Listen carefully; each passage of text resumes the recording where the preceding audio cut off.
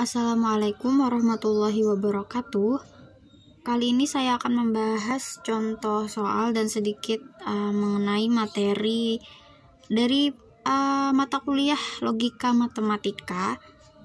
Melanjutkan yang kemarin kita sudah membahas tentang aturan pembuktian dengan implikasi. Kalian cek aja ya video sebelumnya mengenai penjelasan saya aturan pembuktian implikasi. Kali ini kita akan menyelesaikan contoh soal bagaimana aturan pembuktian dengan kontradiksi. Tentunya ini adalah materi logika matematika. Perlu saya informasikan bahwa kalau ingin menyelesaikan soal-soal yang seperti ini tidak bisa diselesaikan dengan kayak menggunakan tabel kebenaran. Itu bakalan memakan waktu ya. Tapi kita bisa menyelesaikan ini dengan beberapa argumen-argumen yang sudah ditentukan untuk menentukan suatu kesimpulan itu ya, apakah dia valid atau tidak. Nah, kali ini aturan pembuktian kontradiksi itu merupakan salah satu pembuktian tak langsung. Bagaimana langkah-langkahnya? Yakni yang pertama, kita membuat pengandaian berupa negasi dari kesimpulan. Jadi, dari premis ini kan kesimpulannya ini. Jadi nanti kesimpulan yang ini kita negasikan.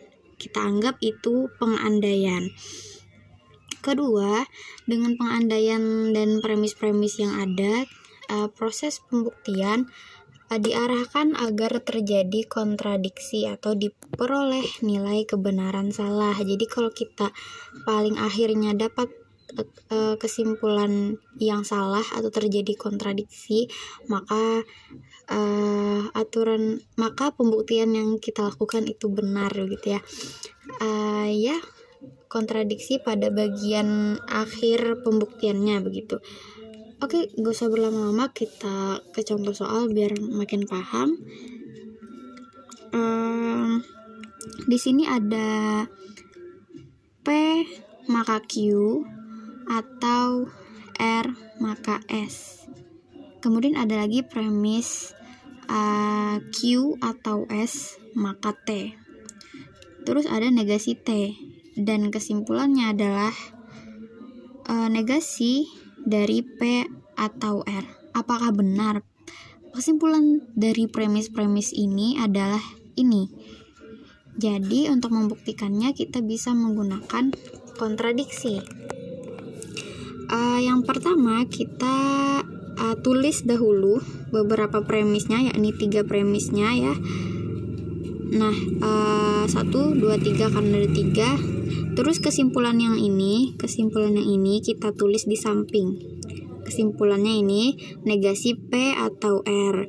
Terus kalau dengan kontradiksi kan tadi membuat negasi dari kesimpulan agar terjadi kontradiksi. Jadi yang tadi adalah kesimpulannya negasi P atau R. Kita negasikan lagi, kita andaikan ya. Maka kalau kita negasikan ini jadi apa? Jadi P atau R aja ya.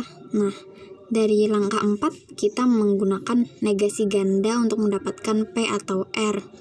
Lalu lanjut, apa yang bisa kita dapatkan lagi? Dari 1 dengan 5 kita bisa mendapatkan dilema konstruktif. Dilema konstruktif itu apabila P maka Q dan R maka S, ada lagi premis P atau R, maka kita bisa mendapatkan Q atau S. Jadi ada premis P atau R, maka kita bisa mendapatkan Q atau S. Nah, setelah itu apa? Setelah itu kita bisa mendapatkan modus ponens dari 2 dan 6. Nah, kenapa ini adalah modus ponen? 2 sama 6 adalah modus ponen. Karena modus ponen kan gini, jika P maka Q ada pernyataan P, maka yang kita dapat simpulkan adalah Q. Nah, ini ada Q atau S, maka T.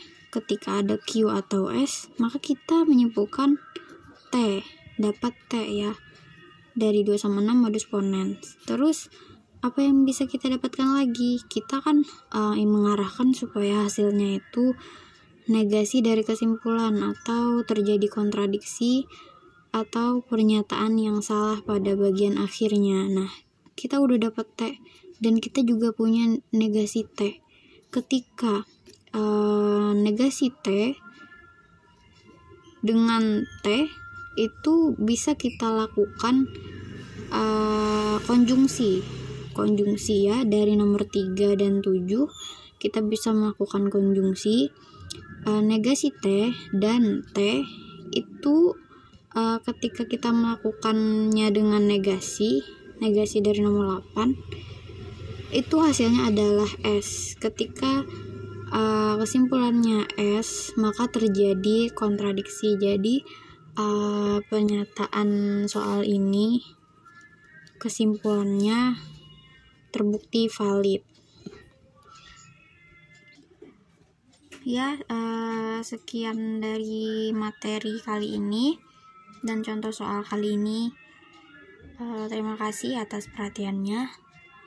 Terima kasih. Wassalamualaikum warahmatullahi wabarakatuh.